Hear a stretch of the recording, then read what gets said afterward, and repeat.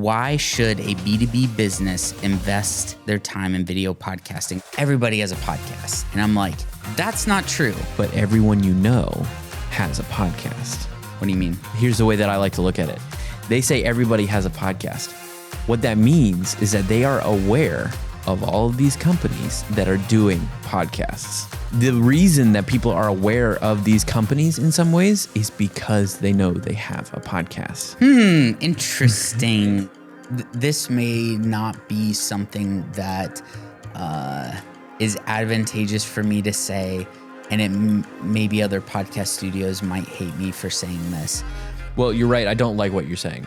What are the things you do to grow your brand? Join me as we take a look at how the best in the business build authority and create true fans through video podcasting. I'm Josh Lewis, and this is Grow Your Podcast, produced by the Cincinnati Podcast Studio. All right, so we're going to be talking about the top 7 questions that we've gotten and researched and read about B2B podcasting. So I'm going to just ask the questions and then we can kind of riff off of Let's them. do it. So the first question is, why should a B2B business invest their time in video podcasting? I'm specifically thinking about the CEO, C-suite level, like top leadership. Why should they consider video podcasting? What are your thoughts? Oh, well, there's a couple different things that I think about when I hear that question. The first being, does the CEO, the C-suite person, see themselves as a subject matter expert? That's very good. And do they want to set themselves up as such? Because often, like, unless if you are a CEO of a big tech company on the NASDAQ, whatever, like, people don't know your name. Oh, for sure. Right. And if you're looking to try to build personal brand that builds into the business, podcasting is an easy first step to do. Yes. A big part of what we see from the CEOs who are doing B2B style stuff is they are very talented at the skills that they had to build the business that they have, run the business that they have. And people seeing that expertise actually helps sales so much. Yeah, right. Because they start getting attracted to that person and they start like almost like cultivating this affinity for that person / that brand / that company. Yes. And so it just makes it way easier on like the sales team and all those sorts of things. Oh, yeah. That's really good. And I think the other thing there too is like B2B podcasts, one of the best things that you can do with those is you can often add in a layer of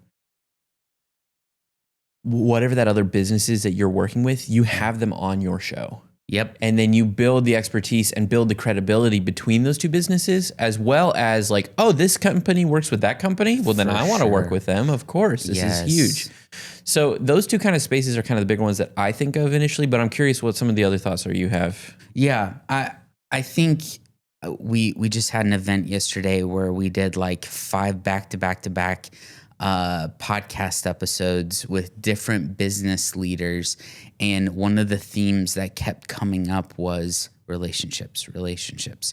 And business, good. I think good business is probably done through relationships.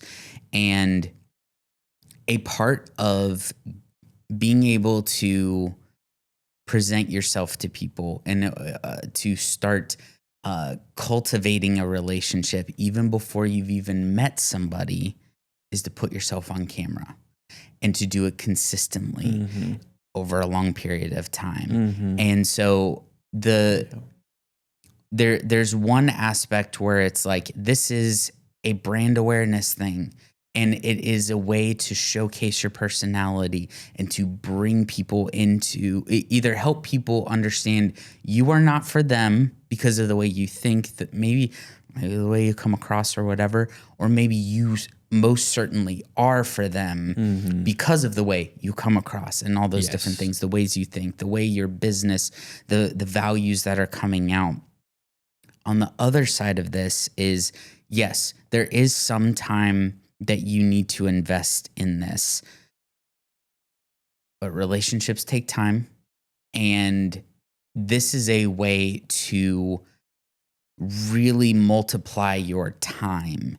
So if time is a limited resource for you, which if you are the people we're talking about, I know it is, then it's going to be really important to figure out what are the ways I can multiply my time. Well, you sit down for an hour or so, you have a conversation, that podcast gets clipped up, all these things get repurposed, Yes, and pushed out, dripped out over each day of the week. If you're crazy, you do it multiple times a day, different things like that. And then kind of like what we're experiencing is every time LinkedIn gets opened, we're there.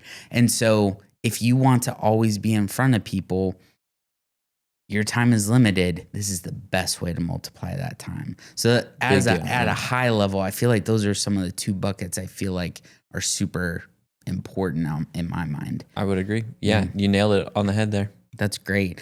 Okay, so let's dive into the next question. What exactly is a B2B video podcast, and what makes something count as a true podcast?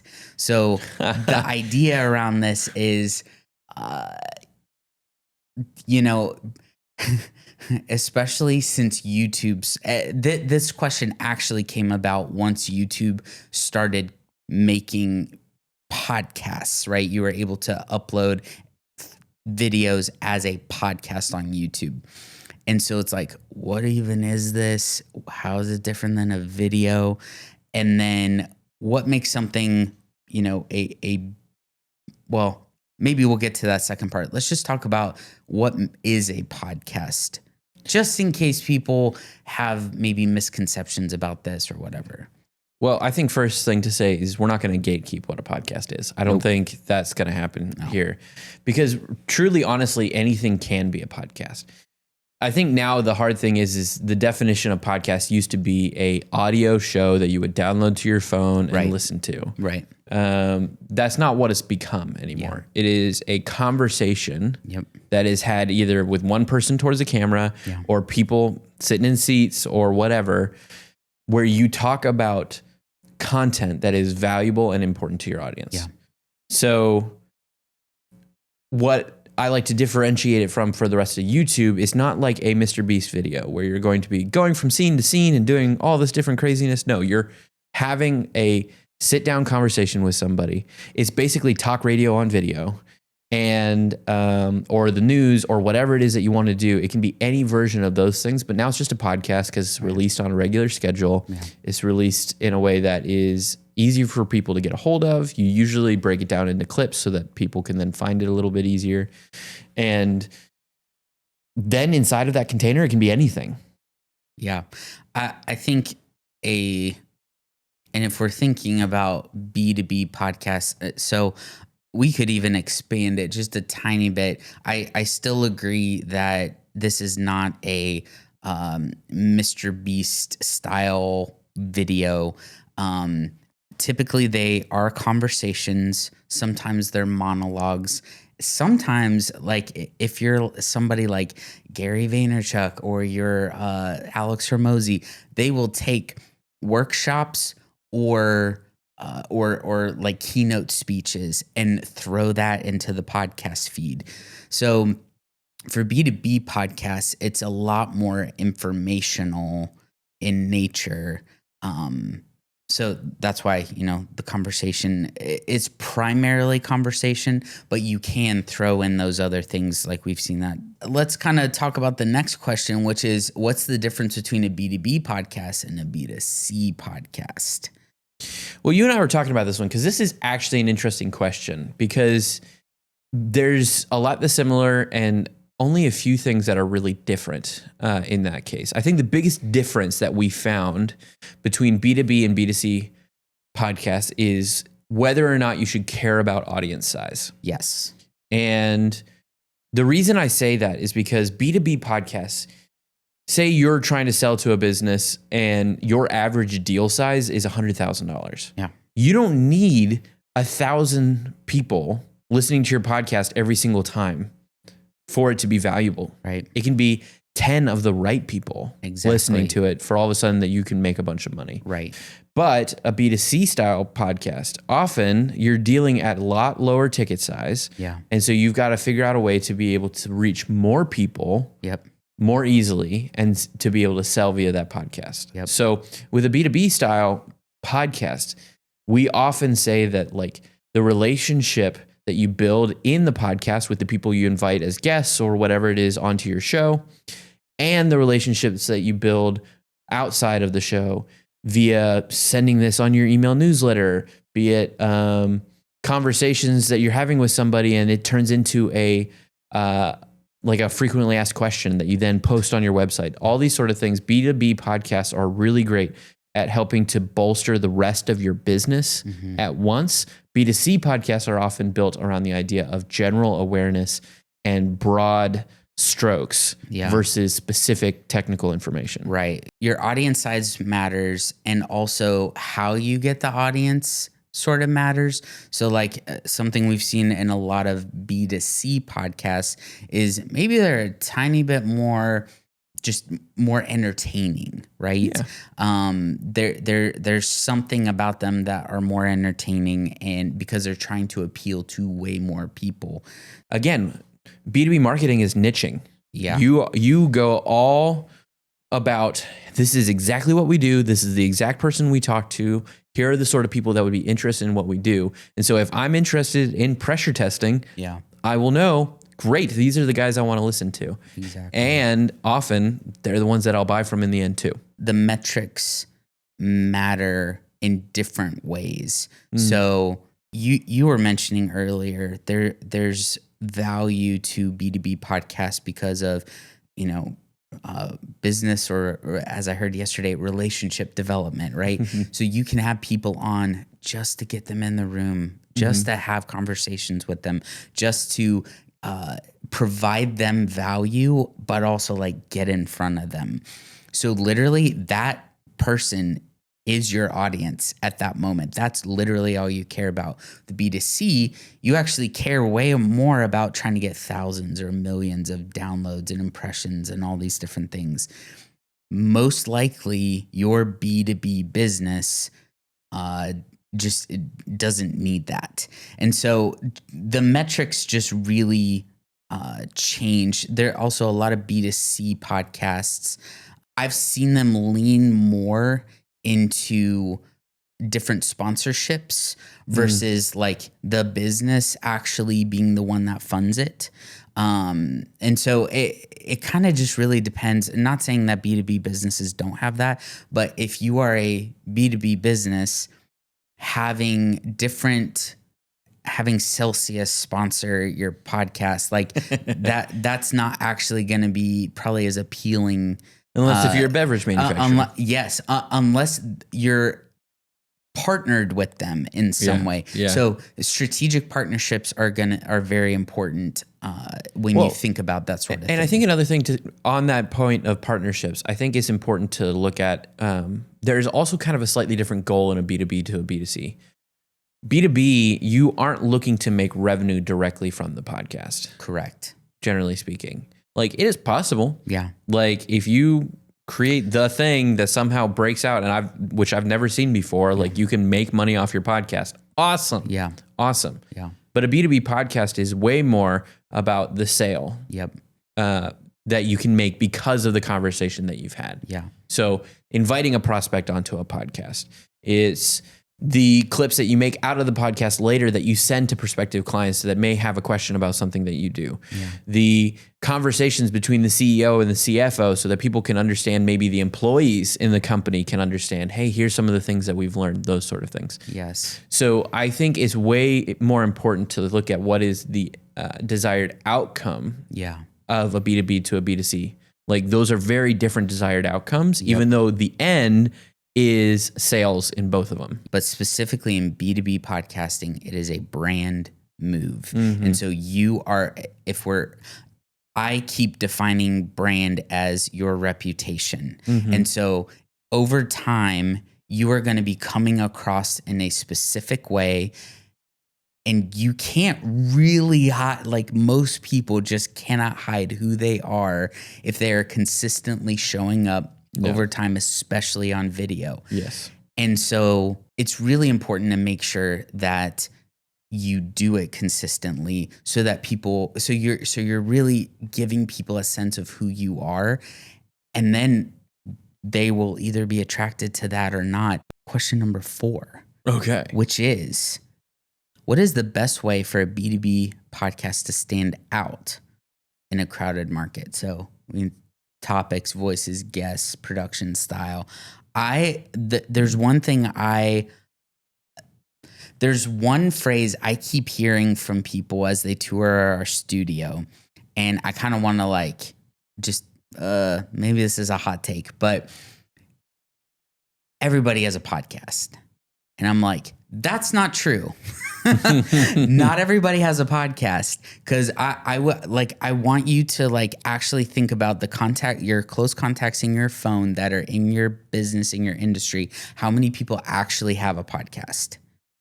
There are a lot of podcasts out there, but not everybody has one. But everyone you know has a podcast. What do you mean? Here's the way that I like to look at it. They say everybody has a podcast. What that means is that they are aware of all of these companies that are doing podcasts. So the interesting way to look at it is the reason that people are aware of these companies in some ways is because they know they have a podcast. Interesting. And so it feels like everyone has a podcast because they're seeing people all the time posting all these podcasts. Yeah. But those are the people that you remember. Yeah. Because they have a podcast. So I wonder, if you want to stand out and be remembered, I wonder what you should try to consider doing. Yes. Well, I think the thing really is it's all about consistency. Marketing is all about consistency. Yeah. And so the ability for you to be able to consistently post online on social media and be in the presence of other people, be it weekly newsletters, be it live streams, be it short form content on social, any form of these things, you are going to stand out. Yeah. And when we ask the question of what can we do to stand out, that's it. Yeah. The majority of companies, well, is that and one other thing. The majority of companies out there, their marketing is a text post on a interesting background and it's like a photo and it's like, boom, that's marketing. Right. And I'm like, that's not going to work. Right. That's not how you're going to sell at a large scale. The only way that works at a large scale is then backing that up with ad buys. Yeah. Which most people don't want to spend the money on the creation of the assets and then spend money on the ads on top of it. Sure. That's an expensive process. Yep. So what it means is that they need to create things that are actually valuable to their clients and interesting to the person who may scroll by and see it. Exactly. So the easiest way to do that, podcasting. Okay, so if the question is, how do you differentiate, how do you stand out in a crowded market? I think one is actually producing a consistent podcast. Mm-hmm. So if you have a podcast, you're already standing out. Mm-hmm. 2, be consistent, because that's also something that people struggle with. If you have a system for consistency, you will win. You will absolutely be in people's feeds. You will be everywhere, and that is going to be critical. Oh, then can I add a pet peeve to this? Yes. Okay. My biggest pet peeve in the world of podcasting is people recording a single podcast, posting it, and then waiting till the next episode. That's all they do. They just drop the long form? They just drop the long form and do nothing else. Yes. It's crazy to me that I see $100 million, $500 million companies that will do a podcast. And they're like, awesome, we just did a podcast. Right. And it seems like the milestone that they're going after is the creation of the podcast. Right. Which is not the goal. No. Podcasting is not the end. It's a means to making massive amounts of content. So they're literally creating this hour-long interview, taking the time to craft interesting questions, making it an interesting conversation, and then do nothing with it. Yeah. It turns into nothing of value for their company other than it getting archived on a server somewhere that maybe someone will listen to someday. Yes. Yeah. I think, and we're going to touch on a little bit later a bunch of different ways that we think a podcast should be promoted. Yes. But that is key. So many people think that you know what? I'm going to wait. I'm going to write this down to talk about in a minute because our next question is about mistakes. So then to bring it back to the main question at hand, the biggest thing that you can do is to stand out in the crowded world of podcasting. Yeah. It's not that crowded. Yes. Is do it. Just to do it. Yeah. The thing is that everyone thinks that the internet is crowded. It's not. No. The internet gets bigger and bigger every single day. The amount of niche communities that have 100,000 people who are paying attention to this one thing that I find out about all the time. I'm like, there's enough people that are interested in this. Yes. Like, what the heck? I had no clue. Yes. Like, I just found a new community the other day of people whose entire interest is trying to figure out what amount of money they need to have in a retirement account at age 35 so that they never have to contribute to retirement again. Right, exactly. That's a niche market right there if I've ever heard of it. And so if you're a wealth management firm or whatever, being able to like advise people on that and being the voice that talks about those specific things. There were 300,000 people in that community. Yeah. And I think specifically for B2B businesses though, you're a business, so go for quality. Yes. I think when it's really important if you think about your reputation, right? Your brand, it's like, do you wear a suit? Why do you wear a suit? Why do you wear certain things? Why do you style your hair in a certain way? You know, why is your office have that corporate feel or whatever it is? It's because you have a specific way that you are trying to present yourself to your potential clients. So it's really important that when you think about video production and video podcasting, that you present in a similar quality way. Now, if you're a scrappy business that is doing B2B work, but it's scrappy, you know, I've worked in like very scrappy startup feeling kind of businesses, and it's like, yeah, you know, record something on Google Meet or whatever, and like that is potentially your brand.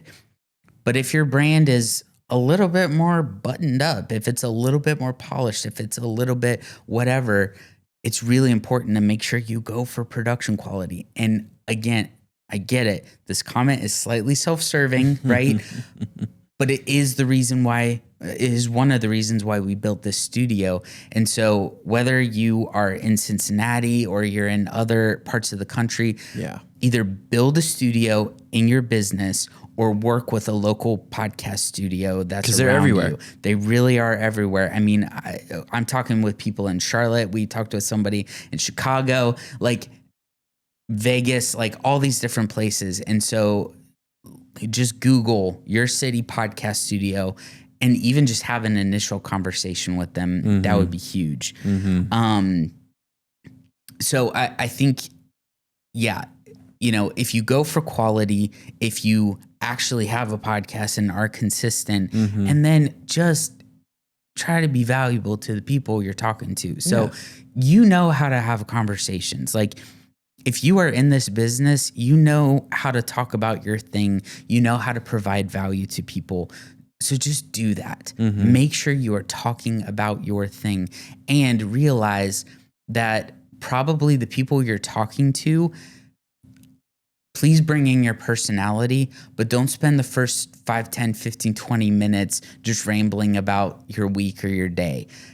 People honestly don't care about that. And I just had a conversation with a marketer this week that's like one of his biggest pet peeves is like having these like insane things that you talk about. And again, I feel like that's more of a content creator move than a B2B business move. So let's dive in a little bit more to the common mistakes or approaches that just don't work when it comes to B2B podcasting. I forgot. One of the things the thing I wrote down was capstone. I feel like there is this thing that this is an old school podcasting thought where you basically complete your seminal work on a topic and then you expect people to go back and listen to it. Go back to episode 365 where we talk about blah, blah, blah. Nobody does that. We are in a feed sort of world. And so it is very important that you keep talking about things, even like repeat yourself, say it in different ways, but like don't think you can. I think sometimes it's like, well, what do I talk about? We only have like 10 different things that we can talk about or whatever. Yeah, maybe initially, but you're going to have to repeat yourself because people need to hear the same thing over and over and in different ways. And especially if you're having guests on, there's different approaches that you can have to that. So I think just this old school thought of having a capstone, like this is my seminal work on this topic, that's just not a thing anymore. So have the freedom to rinse, repeat, and say it a little differently. Well, to add to that, I think one of the interesting things that starting to drive me nuts in the world of video production specifically, just be it podcasting, be it whatever, is when people say, as I said earlier, Right. like that, like you can never assume that somebody was ever listening before. Yeah. You can never assume. That's such a good thing. And Yes. like when you are working as a teacher or as a instructor or a public speaker or something like that, one of the best things you can possibly do is never assume that anyone was listening to anything you said before what you just said. Yes. And so when you get the people who are saying they're like, we talked about this back on this episode, you at least have to summarize. Yes. You at least have to summarize and be like, and what we mentioned was blah, blah, blah, blah, blah. Yep. And at least catch people up to the point that it makes sense why you even referenced that in the first place. Right. But, and I would even say, as you get good at podcasting,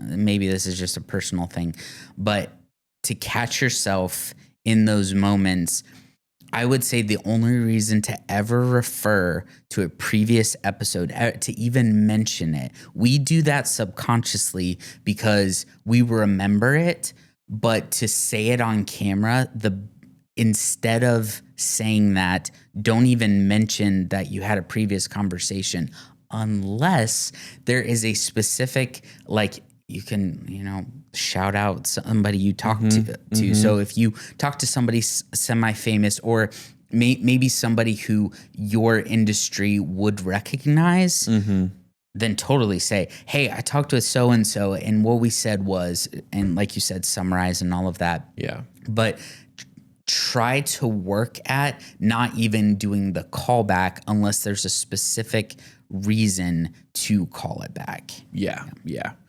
Another interesting thing, and you alluded to this earlier, is there's a lot of people who start podcasts with the goal of just having fun conversations. Yeah. The only people in the world that make those sort of podcasts work are comedians. It's like the only people that I've seen really make it work. Comedians and I guess celebrities. Sure. But even celebrities. Even then, like I've tuned into some big name podcast, like big name actors who have podcasts.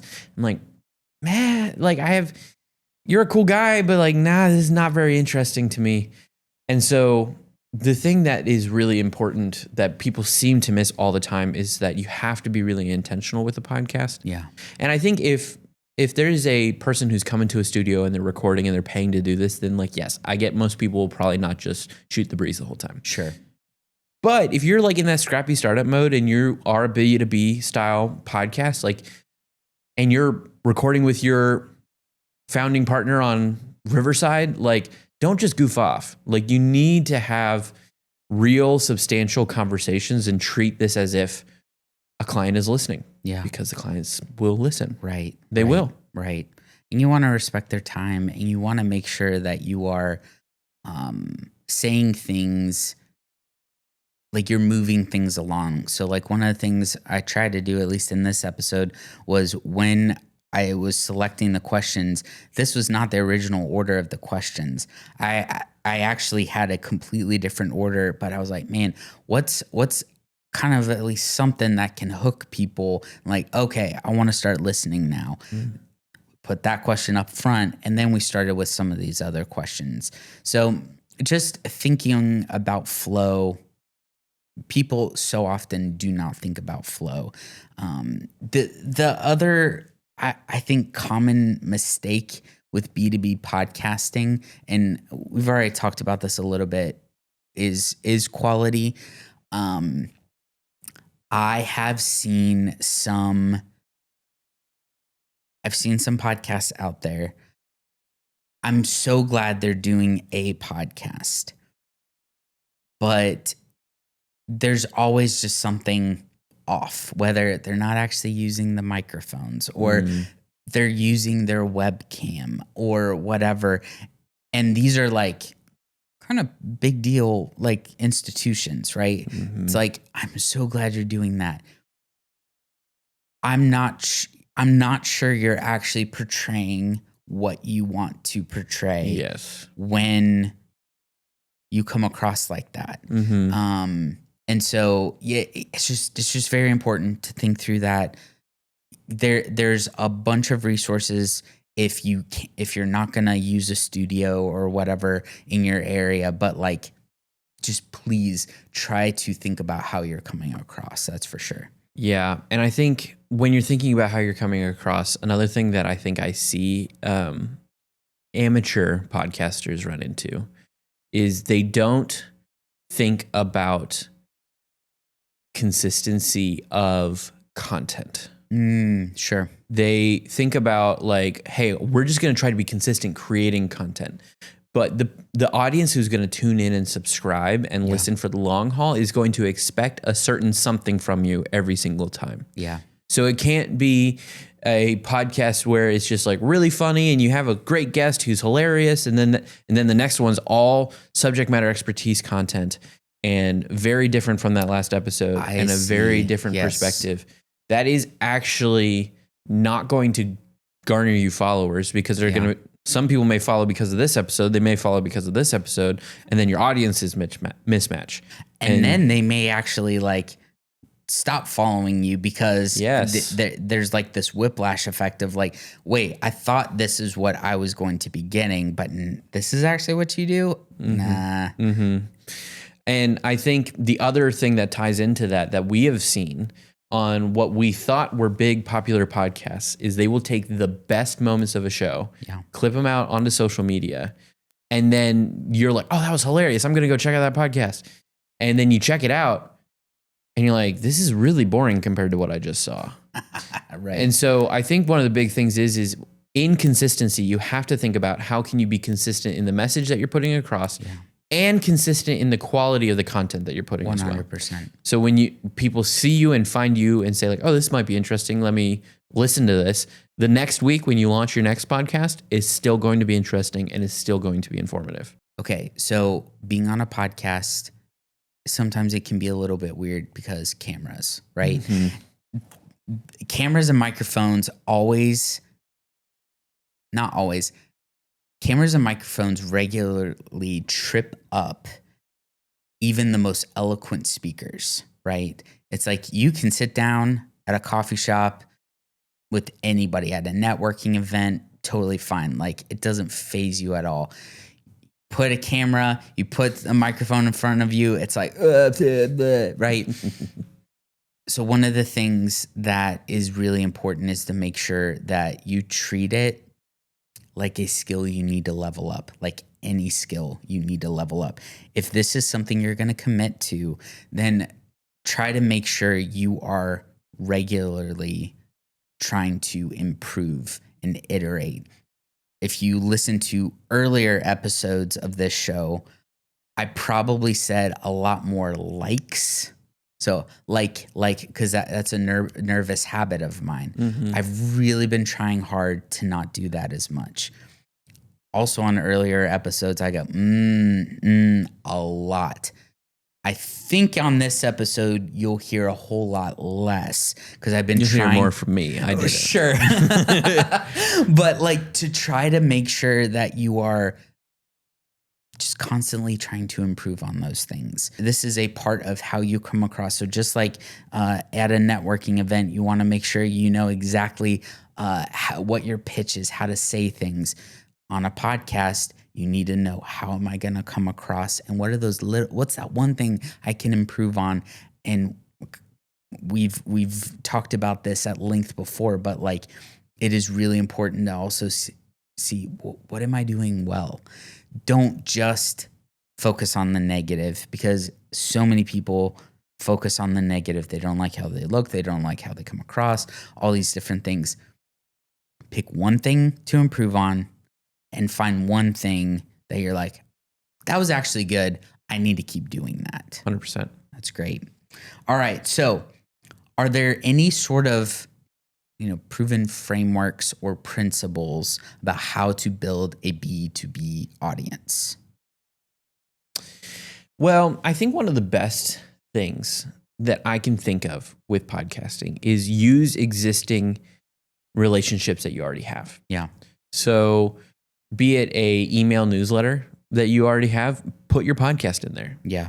Be it social channels, start posting on those social channels about your podcast. Using frameworks that already exist, like you already built your business to whatever the point is that it is now. Yeah. And it didn't happen without relationship. Right. Like, I mean, most likely. Right. And so the biggest thing that you can do is leverage existing relationships. Hormozi likes to talk about the idea of how the most influential way to increase revenue in a business is to sell more to the people who are already your clients. Sure. And so it's the same way with this. If you're trying to build a audience from the beginning of a show, use the audience you already have and develop them. And then, like we've been saying this entire episode, consistency. Yep. The more consistent you are, the more people will find you. And not only will more people find you, the more the algorithms of the internet will understand who you are, what you're doing, and it will serve your content to the right person. Exactly. Yeah, I love that. The other things that are kind of going through my mind are also try to be in as many places as makes sense. So I think there is there's different social media platforms that are not LinkedIn that your audience might be on. So please make sure you are posting to those things. Whether or not TikTok's going to be a thing in the US, we'll see. But like for now, like if it's Instagram, if it's Facebook, if it's TikTok, whatever, like try to post it in all those places. I think another strategy is with your guest strategy. So you have a guest on. When you post things, make sure you tag them, any collaborative posting, that kind of thing. Also, a really awesome way to kind of bless your guest is to also give them the short form content that they can post on their stuff. Yes. And make sure you prep the guest to know when their episode is coming out so that way they can be promoting it as well. Mm-hmm. The more you do that, the more visibility you will gain. And then, like you said, if you're doing it consistently, you will grow an audience. That if you are doing the things we say, you're trying to provide value to your target audience, and you do it consistently, you will grow your audience. Now, what your audience size is might be small. So if 10 listens on your full episode is all you get, that actually may be amazing. So don't be discouraged on that. Do not compare your metrics to those of people who are B2C or even just like entertainment focused people. Like you are not Travis Kelce, you are not Joe Rogan, you are not Mel Robbins, probably.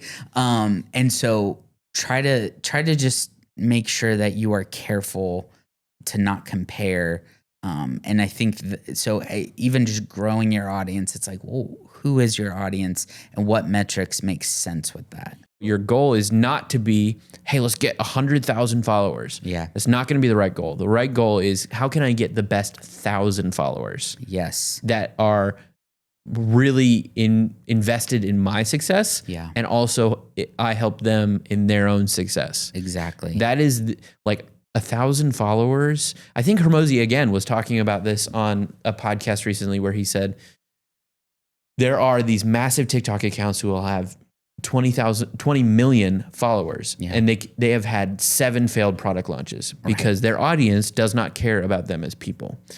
But he's heard of these people who have 1,000 followers who make massive amounts of money because those 1,000 followers are deeply invested in what they do. It's the same. You need to view your audience like leads. You want quality leads. Yes. You want engaged leads. You don't need just anybody. Mm-hmm. You want somebody who is actually quality and invested in what you're doing and maybe excited about what you're doing. You don't need a huge audience. And I think especially now that the internet has shifted to an interest-based sort of algorithms and different things like that, like it's very important to just not go for these stupid numbers that aren't actually beneficial to you. Mm-hmm, so I love that. All right. This is the 7th question. How can a B2B podcast tie directly to business goals? So this is something we've talked about often, whether it's with potential clients or even just us. What is the ROI of a podcast? How can I make sure that what I'm doing is actually worth it for my business?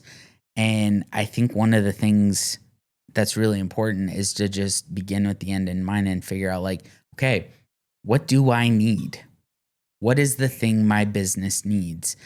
I'm regularly asking people, do you need brand awareness? Well, yeah, who doesn't? But so that's one thing. Do you need a platform for business relationship development? Great. There's multiple ways, but I think you have to, in order for you to tie back to business goals and to figure out what your ROI is, you have to figure out what is it that I need. Yeah. Not necessarily just more, but what do I need? What is your primary objective and what are your secondaries and how can you fill those? Yeah. And so the best way to think about it is the way that I started my show. Yeah. Behind the scenes curtain that I don't say on the show, but like I started the show with the specific goal to sell to the other person that's sitting across from me, where I invite people onto the show where I say, I think you would be a great person to have a podcast. Yeah. You should be on my show. Yep. Let's talk. And then we sit there for an hour, have a great conversation. They begin to trust me. They see how cool this is compared to them sitting on a webcam at their home. And they are like, yes, let's do something. Let's figure it out.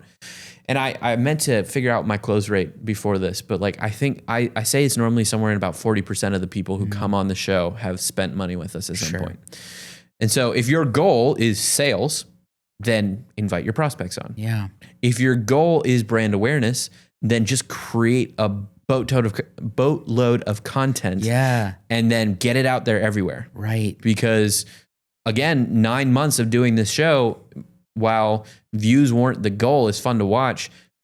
My show has had 250,000 watches across all the content, like views across all the content.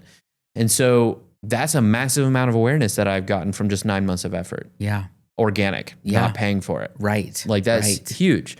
So set all those goals so that you know exactly what the content of your episode should be. So then eventually you know that if you've hit that metric at all. Yeah. This may not be something that is advantageous for me to say, and maybe other podcast studios might hate me for saying this, but it's actually really hard to measure ROI of a brand when it comes to podcasting. I think there is, and I could totally be wrong, but it feels like it's really, so it's really easy to say like, okay, how did you come to us? You know, they select, oh, it was through the podcast, blah, blah, blah. Not sure how many people, especially in the B2B context, are actually filling that piece out, if you even have that. So how do you know that, like, you know, you made a sale from the podcast or whatever? Or is there just this sense, this general brand, like people like you, people are talking about you? That's kind of hard to quantify. Mm. And so I just think I want to say that as a I feel like reality of what this is, and please correct me if I'm wrong. Well, you're right. I don't like what you're saying. Right Yes, now. Yeah. yes. But it is kind of a reality. And I think, you know, we want to be seen as trustworthy. And so to be able to, like, that's partly why I'm saying this, is like, I want to call out the elephant in the room, that's like, sometimes this stuff is hard to quantify. I think we've just had experiences. I've said my examples ad nauseum about, you know, how I have really connected with, as the marketing and communications person at an organization, consuming content from another podcast that sold the service I might eventually need. And then when it was time, I loved these guys so much. I thought they were awesome, and I got so much value from them that I'm like, I have to go with these guys. And so it's just super important to just call out that sometimes how people feel about you is hard to measure. Sometimes it's way more of a feeling, which, you know, sucks because it's not measured. But that is a thing. And so, yeah, I don't know how else to explain that, but I think that is an important thing to call out. But it actually is a benefit. It is a thing that you can really help develop how people think and feel about you, especially when you're not in the room. Well, and we can't quantify how having our own personal podcast has helped the studio. Right. We can't actually quantify it. Right. But what we do know is that people are saying everyone has been, like, everyone in the city knows about us, it feels like now. Yeah. People are seeing our content all the time. We're getting really cool people who have mentioned, like, oh, I heard about you from so-and-so because of. Yes. And often they were either a guest or they have toured the studio or something like that. And so really what it boils down to is that while podcasts can't just have the clean, clear-cut, here is your ROI on what you just spent on this. Yeah. This is a process that, when taking enough time, when you're building enough content, when you're doing enough of the right things over a long period of time, it will return in ways that you can't possibly imagine. Yeah.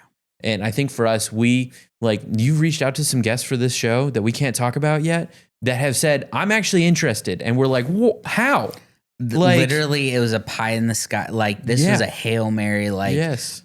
I don't think, I literally have a list.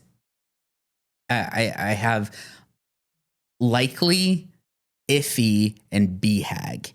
And several of the BHAGs, big, hairy, audacious goal, like, people are like, yeah, I'll be on. And I'm like, great, this is awesome. Yeah. So I think the really big thing is that this is not something that you can put on a balance sheet and say, I put X in and I get Y out. Yep. That's not how this works. Yep. But what it does work is it is a relationship building tool with people that you may not have the time to actually be in relationship with. Yep, exactly. And so the amount of people who follow our content who probably feel well connected to the work that we do, but we don't really know who they are, or we don't have a lot of connection with them in real life, is probably pretty large. And we're still a small little studio. Right, exactly.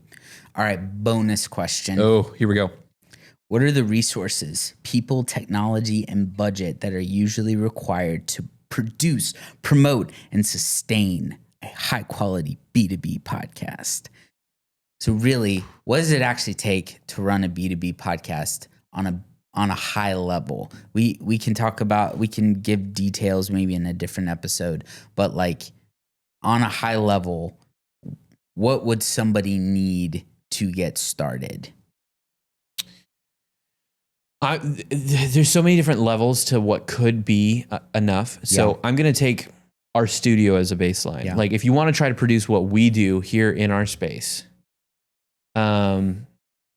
it costs probably about $20,000, 20, maybe even $30,000 in investment in technology. And then probably at least a full-time person on your staff who's dedicated to this process.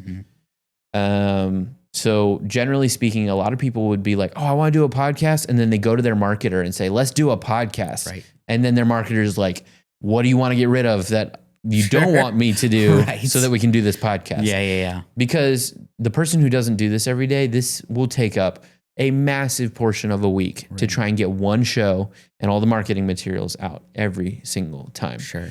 So resource wise, like you got to get your cameras, you got to get your microphones, you got to get your lights, you got to figure out what sort of editing platforms do you need to work on. I mean, we work on Premiere. That you can use other systems. They're just amazing at what they are. If you're just starting, use Riverside. Riverside's amazing at what it does. If you want to create a bunch of clips that are somewhat okay, use things like Opus Clips or the Captions app where they'll create short form clips out of that long format content. And then use things like ChatGPT to try and do research. Like go on to Perplexity and say, how do I have a really great conversation with this person? Give me a background on them. Do your research that way. Build into those sort of things. Those are all resources that can really help build amazing podcasts.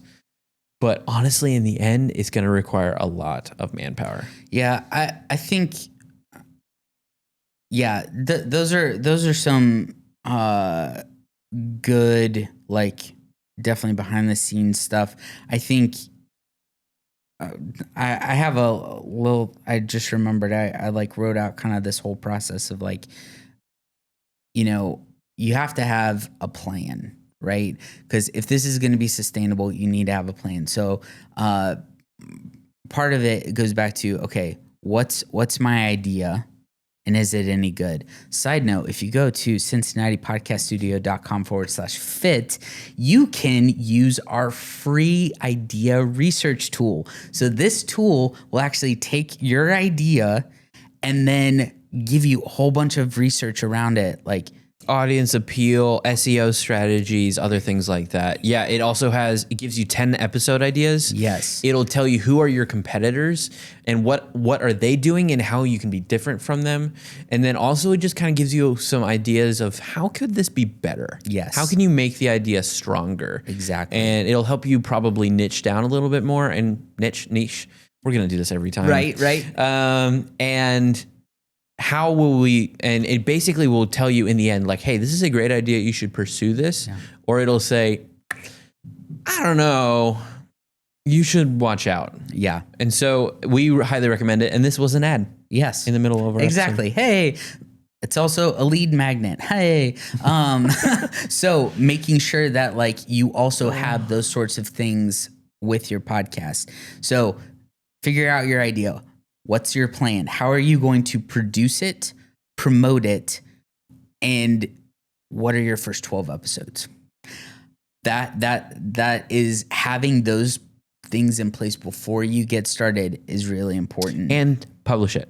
How are you going to publish? Well, yes. I know that sits in promote, but also publishing is a lengthy process. Yes. Especially if you're doing massive amounts of content. So have a plan on who, how, when, why, like have that plan in place so that you know how you're going to publish your content well. Exactly. Yeah. And then setting it up, making sure Brian talked about the gear, making sure you have the right gear, getting your graphics set up, making sure all the platforms are ready to go. And then like producing, making sure that like you actually record the stuff, you edit it, and then a way to promote it. Podcast platforms, social media, newsletters, blogs, and then even like just straight up direct messaging people the episode. I think it's really undervalued the just direct, hey, I did this episode. I thought of you because of this conversation we had, blah, blah, blah. Here you go. Hope it's valuable to you. And it also gives you pressure to actually make sure that the content you're producing is valuable enough to DM somebody or to text it to somebody or email it. And then finally, it's just like evaluating and iterating. Like it is so important to make sure you are regularly seeing, is this working? What do we need to change, and do it little by little over time?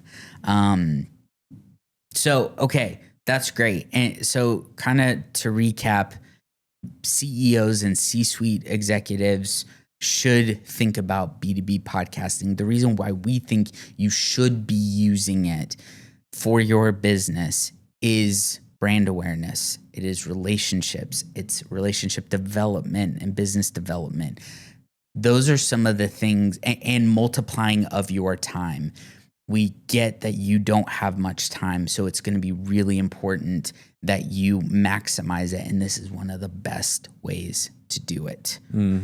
Just a reminder, be sure, if you have a podcast idea, go to CincinnatiPodcastStudio.com/fit. Even if you're not in Cincinnati, you can use our fit assessment tool and just see, like, is this idea any good? Does it even make sense for who I'm trying to reach? Hey, if you're getting any value out of this conversation, would you please like, subscribe, rate, review, share this video, do all the things, and get the word out about this podcast. We are really trying to help podcasters like you, brand builders like you, use video podcasts in the best way possible. Thank you so much for your time, attention, and trust, and we will see you next time.